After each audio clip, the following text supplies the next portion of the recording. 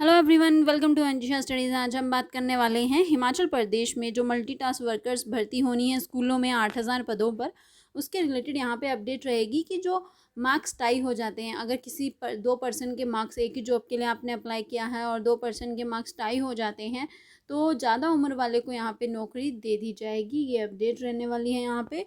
और नेक्स्ट अगर हम यहाँ पे जानेंगे तो मल्टीटास्क वर्कर भर्ती के नियमों में संशोधन क्लैरिफिकेशन जारी होने के बाद 8,000 पदों की जो भर्तियों का रास्ता है वो साफ हो गया है।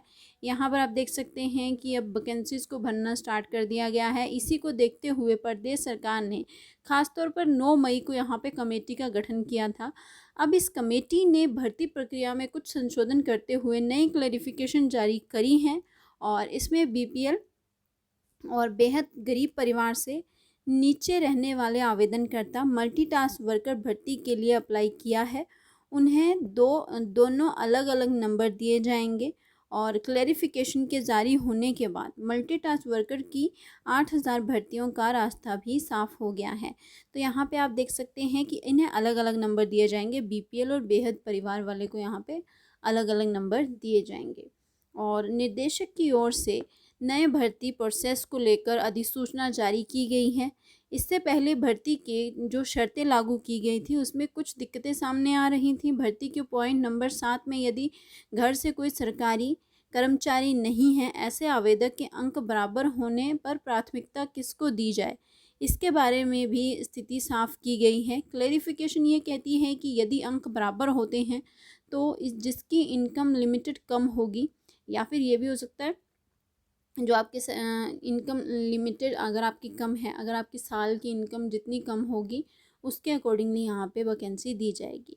और यदि फिर भी अंक बराबर रहते हैं तो इससे जिसकी उम्र ज़्यादा होगी उसे नौकरी मिल जाएगी। तो पहला पॉइंट तो उन्होंने ये बताया है कि जो सरकारी कर्मचारी नहीं हैं और ऐसे आवेदक के अंक बराबर रहते हैं तो उनमें से जिसकी जो एनुअल इनकम होती है, साल की आपकी इनकम होती है, तो उसमें से जिसकी इनकम कम होगी उसे वैकेंसी दे दी जाएगी। अगर इनकम भी दोनों की बराबर निकलती है तो फिर उसके बाद जो स्कूल में इनकम अगर आपकी बराबर निकल जाएगी तो जिसकी सबसे ज़्यादा उम्र होगी उसे यहाँ पे ये जॉब दे दी जाएगी। और यदि किसी उम्मीदवार ने स्कूल को ज़मीन दान की है तो वह नौकरी के लिए एक बार ही पात्र होगा। यानी यदि किसी उम्मीदवार पहले इस आधार पर नौकरी प्राप्त कर चुका है, यानी अगर आप ज़मीन देने के अकॉर्डिंगली पहले ही इसके लिए नौकरी प्राप्त कर चुके हो तो बार बार आपको नहीं मिलेगी, सिर्फ एक ही बार मिलेगी।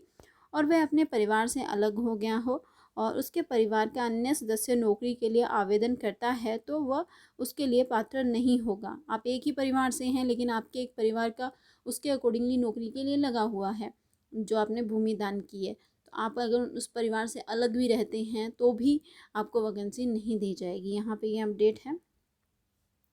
और तो वह उसके लिए पात्र नहीं होगा। राज्य के सरकारी स्कूलों में पार्ट टाइम मल्टीटास्क वर्करों के 8,000 पद भरे जाने हैं। इसके लिए संबंधित एसडीएम की अध्यक्षता में कमेटी का गठन किया गया है।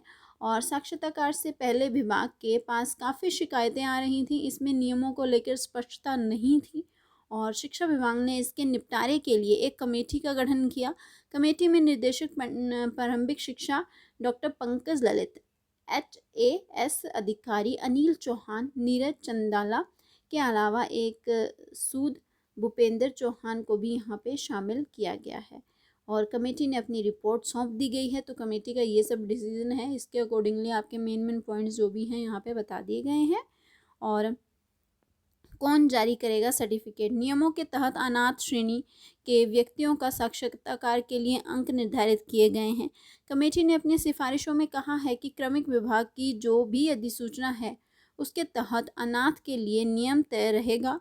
यदि कोई घर से सरकारी नौकरी में नहीं है तो उसका सर्टिफिकेट एसडीएम जारी करेंगे।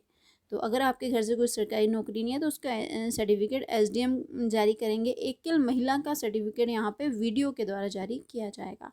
तो गाइज़ ये अपडेट रहने वाली बता दिया गया है कि अगर आपके मार्क्स सेम रहते हैं तो जिनकी इनकम कम होगी उनको दे दिया जाएगा। अगर इनकम भी बराबर होगी तो फिर उसके बाद जिसकी उम्र ज़्यादा होगी उसको ये वैकेंसी दे दी जाएगी। और मेन बात यहाँ पे आपकी ये रहने वाली है कि यदि जो सरकारी नौकरी में नहीं है कोई भी आपके घर से, तो उसका सर्टिफिकेट एसडीएम जारी करेंगे और एकल महिला का सर्टिफिकेट बीडीओ के द्वारा जारी किया जाएगा। तो ये अपडेट है। अगर आपको वीडियो पसंद आई हो तो please share, subscribe and like किए बिना मत जाइएगा। Thank you so much everyone.